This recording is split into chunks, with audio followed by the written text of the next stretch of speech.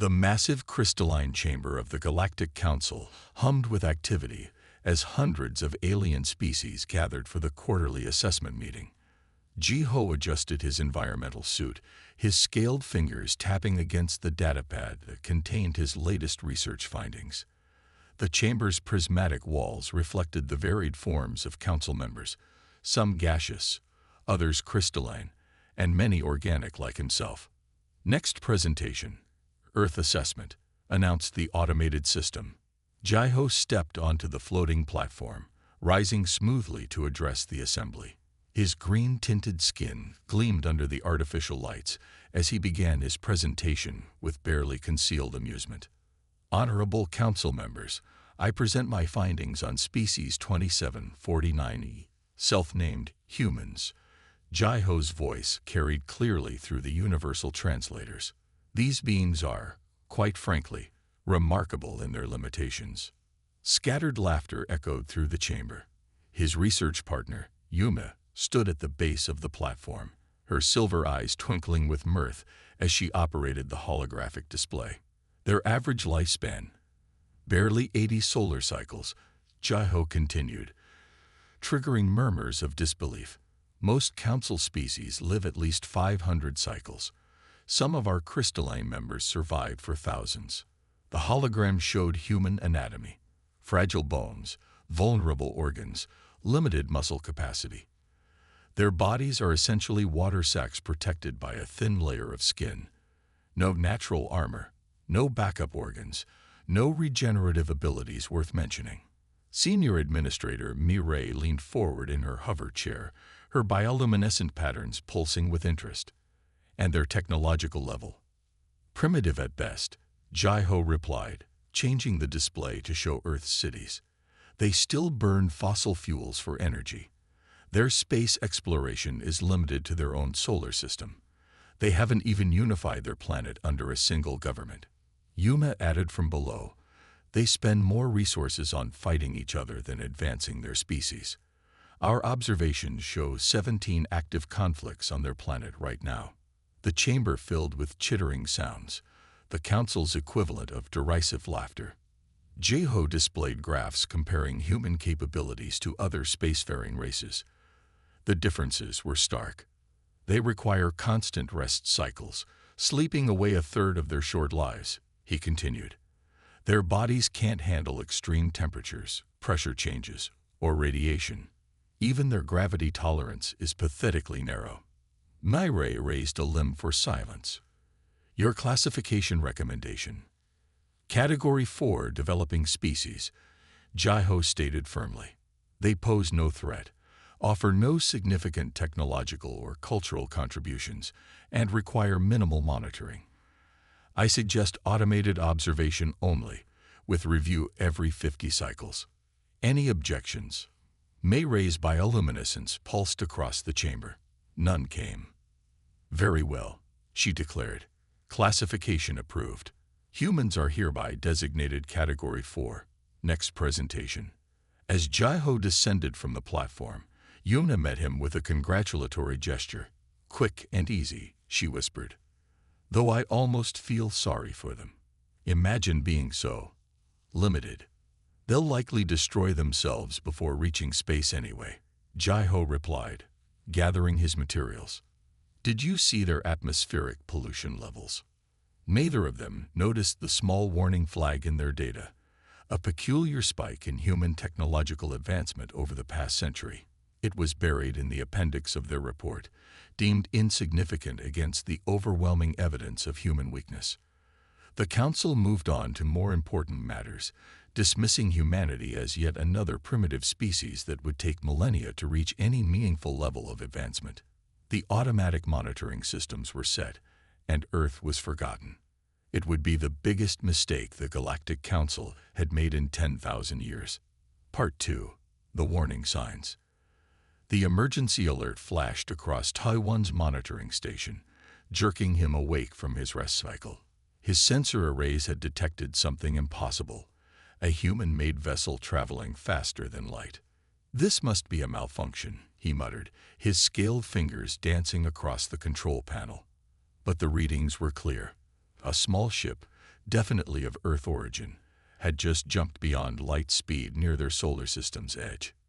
He immediately contacted his superior, Du Yun. Within minutes, the older official's hologram flickered in Taiwan's office, looking irritated at the interruption. "This better be important," Du Yun growled, his bioluminescent patterns showing clear annoyance. "Humans have achieved FTL travel," Taiwan reported, sending the data stream. "They've done it decades before our projections suggested possible." Du Yun's patterns shifted to disbelief, then dismissal. Impossible.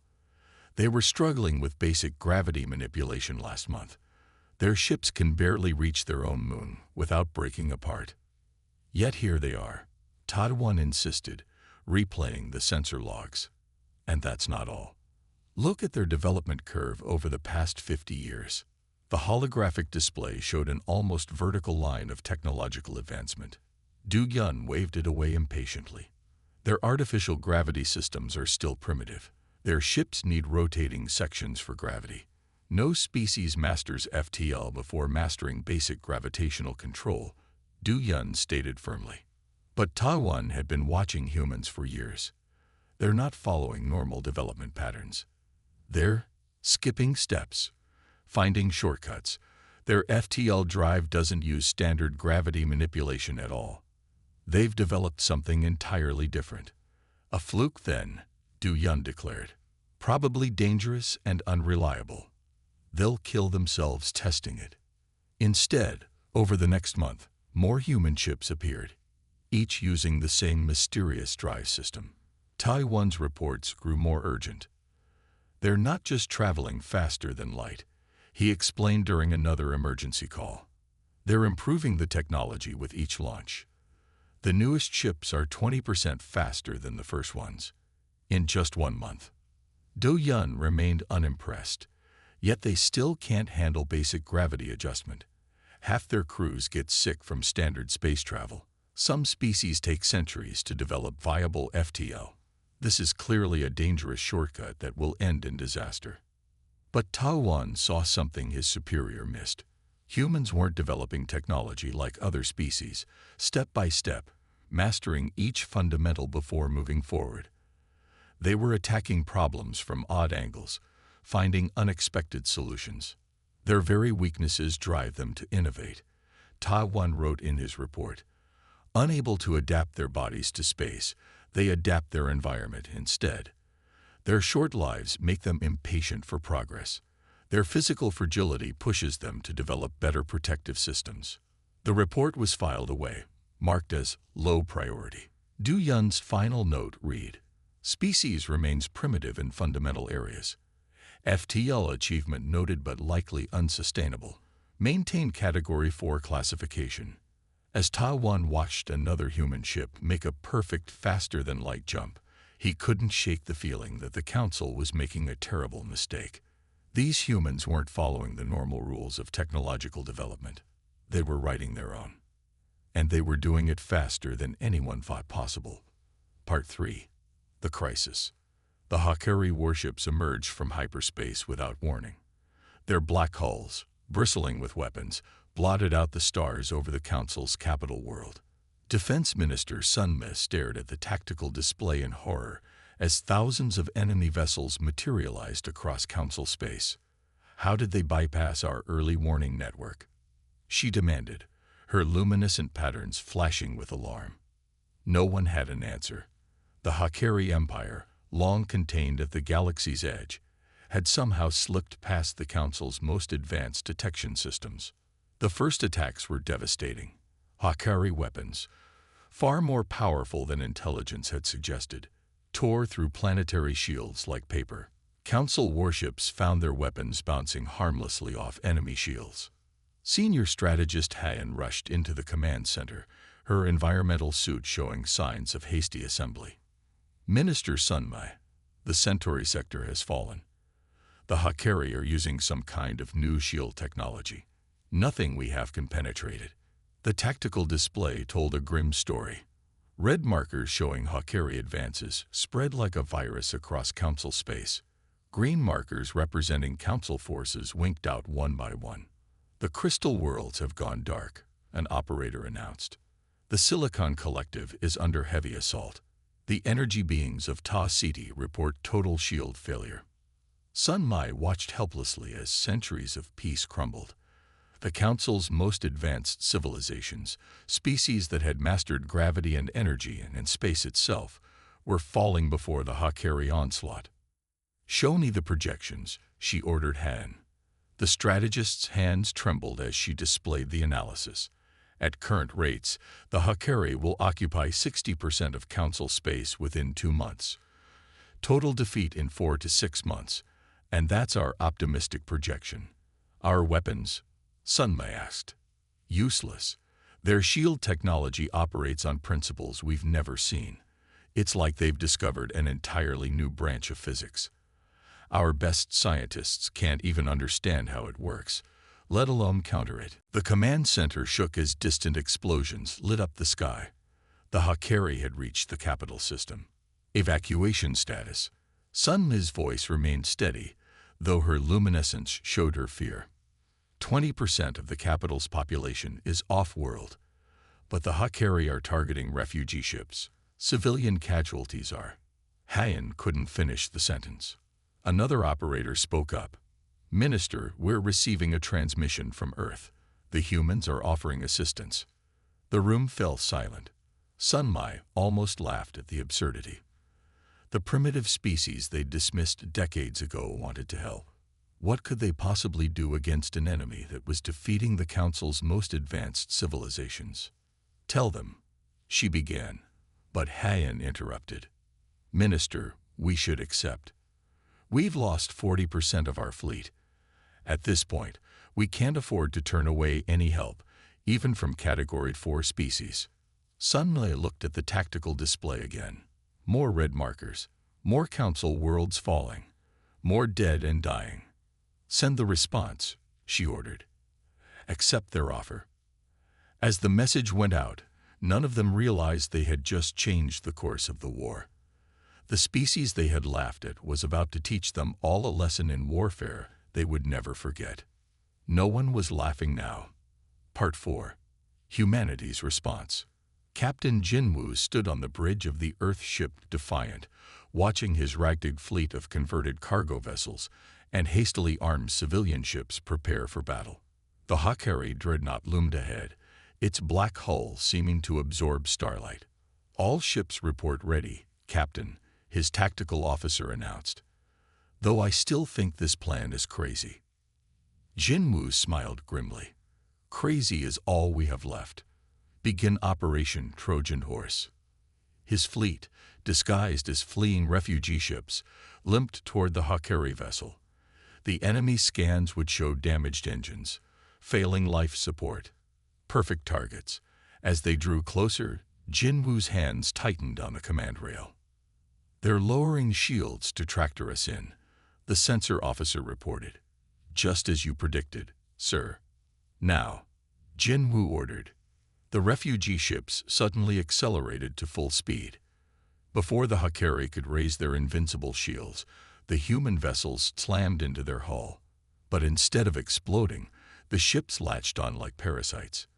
From each one, teams of humans in combat suits cut their way inside. Elsewhere in the sector, Commander Ne Young was leading a different kind of attack. Her small, fast ships appeared from nowhere, struck vulnerable points, and vanished before the Hakari could respond. She had studied Earth's military history, particularly guerrilla warfare tactics. "They expect grand fleet battles," she told her crews. "We'll give them death by 1,000 cuts instead." The Council's military observers watched in shock as humans employed tactics no advanced civilization would consider. They used obsolete nuclear weapons to create electromagnetic pulses that disrupted Hakari shield harmonics. They turned their own ships into guided missiles. They fought in ways that seemed suicidal, yet somehow succeeded.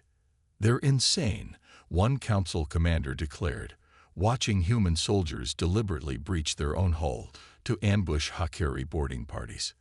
"They're sacrificing themselves." But that was what the Council didn't understand. Humans, with their short lives and fragile bodies, had never feared death the way longer-lived species did. They were willing to trade their lives for victory. During the Battle of Proxima, Jinwu's flagship was critically damaged. The Council fleet commander ordered him to abandon ship. Negative, Jinwu replied calmly. We still have engine power. Helm, set collision course with their command ship. But Captain, the Council commander protested, your crew will die. Some of us will make it to escape pods, Jinwu answered.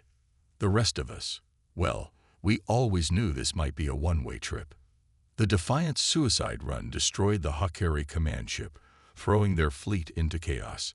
Ne Young's guerrilla squadron struck immediately, turning the battle into a rout. As news of human victories spread, the Council began to understand. These primitive humans weren't bound by conventional military doctrine.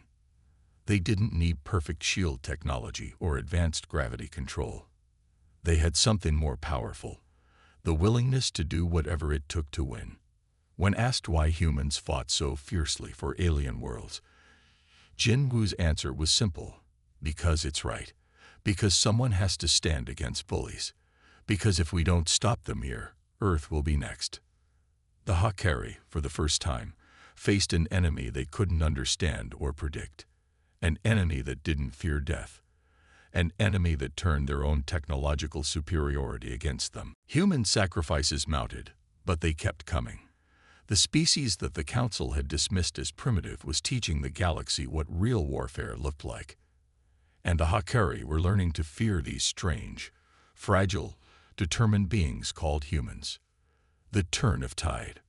General Kita stood in the converted cargo bay of the Star Miner, now serving as an improvised carrier deck. Around him, dozens of mining ships had been transformed into weapons of war. Their drilling lasers, designed to cut through asteroids, had been modified to slice through Hakari hull plating. It's not elegant, engineer Hainul admitted, patting a modified mining vessel. But mining equipment is built to withstand extreme conditions, and these drilling lasers operate on completely different frequencies than their shields are designed to stop. Keita watched his crews prepare for battle.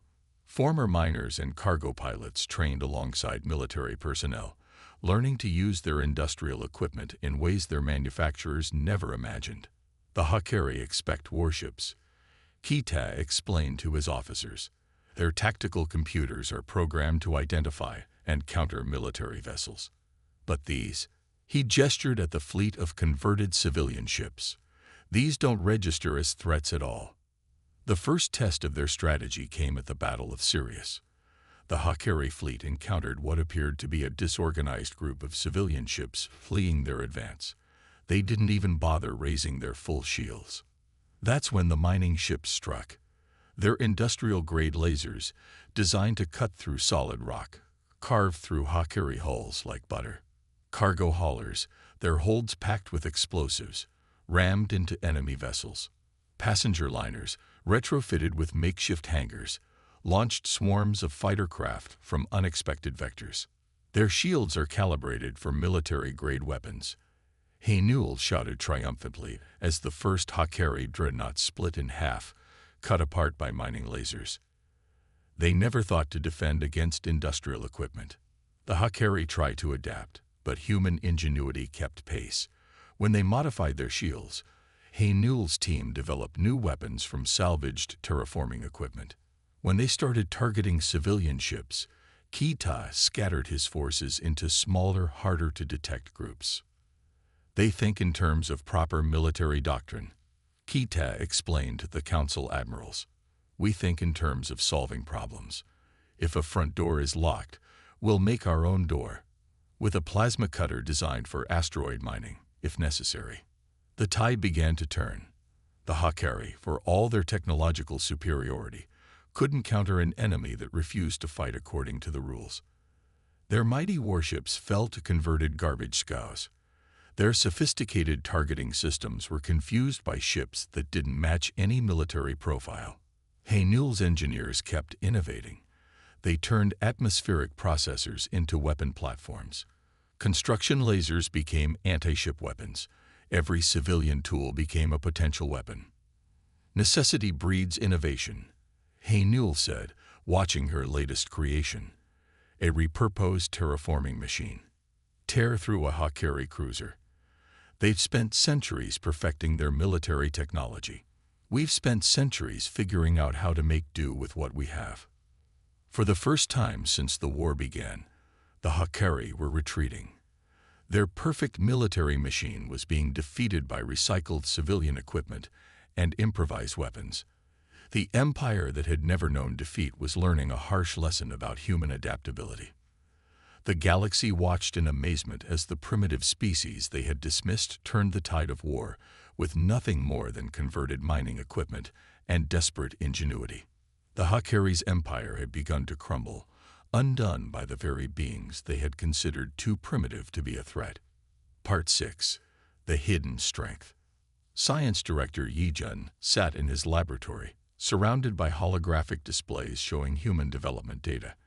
After months of study, a pattern was finally emerging that made him question everything the Council thought they knew about advancement. "Look at this," he said to head researcher Min-Seo, highlighting a graph. "Every species we've studied develops in a linear pattern. Master one technology, then move to the next. But humans. The human development line zigzagged wildly, skipping what the Council considered essential steps, while making unprecedented leaps in unexpected areas. Their weaknesses, Min-Seo realized, eyes widening. They're not weaknesses at all. They're catalysts." Yi-Jun nodded excitedly. "Their short lives mean they can't afford to wait centuries to solve problems. Their physical fragility forces them to develop better tools. Their limited strength makes them create machines to do the work." He pulled up footage from the war. Humans in powered armor lifting impossible weights, frail human bodies protected by shields that could withstand direct hits, ships guided by artificial intelligence because human reflexes weren't fast enough. Where we evolved natural solutions, they built artificial ones. Min-Seo mused, taking notes. Their limitations drove them to surpass their own biology. Yi-Jun displayed more data. A Council species takes centuries to perfect a technology because they have centuries to live. Humans, they know they might not see tomorrow. It makes them desperate, creative, willing to try solutions we'd never consider. Min-Seo's report, titled Human Innovation, The Advantage of Disadvantage, spread across the galaxy. It revealed truths that shook the Council's understanding of advancement. Humans didn't wait to fully understand a technology before using it. They experimented, failed, adapted, and tried again. Their short lives made them impatient for progress.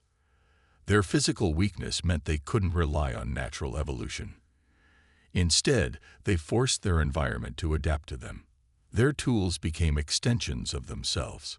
Their limited senses led them to create instruments that could see farther, hear better, and detect things no biological being could perceive. They didn't enhance their bodies. They transcended them. Most remarkably, Yi-Jun told the Council Assembly, they share knowledge across generations. Other species wait for individuals to master concepts. Humans build on each other's work. They don't care who gets credit. They care about results. The Council chambers buzzed with discussion as species began to understand. The humans they had laughed at weren't primitive. They were following a completely different path of advancement. Their greatest strength, Min-Seo's report concluded, is their refusal to accept limitations. Where we see insurmountable obstacles, they see challenges to overcome. Their weakness isn't their fragility. It's our arrogance in underestimating them. As the report circulated, attitudes changed. Species that had mocked humans began studying them instead. Their primitive solutions were revolutionizing fields across the galaxy. Yi-Jun's final note in his research log read, "Perhaps we were never more wrong than when we pitied them for their limitations. Those very limitations have driven them to heights we never imagined possible." They don't overcome their weaknesses. They transform them into strength. The galaxy was learning a valuable lesson. Never underestimate a species that refuses to accept its own limitations. Part 7. The New Order. Supreme Commander Ju-1 stood on the bridge of Earth's flagship, Phoenix, watching the HFY delegation approach for the surrender ceremony. The massive council chamber, once a symbol of alien superiority, now served as the stage for humanity's greatest triumph. "They're ready, Commander," his aide reported. The HFY Emperor, once so proud and fearsome, looked small as he entered the chamber. His species had never surrendered before. They didn't even have a formal ceremony for it. They had to follow human protocols for surrender, a final humiliation. Senior Administrator Mayray watched from her new position beside Earth's representative Sang-hoon. She remembered classifying humans as primitive all those years ago. Now she served as their deputy, a change that still amazed her. "Let the ceremony begin," Sang-hoon announced. The HFY Emperor approached Ju-1, head bowed.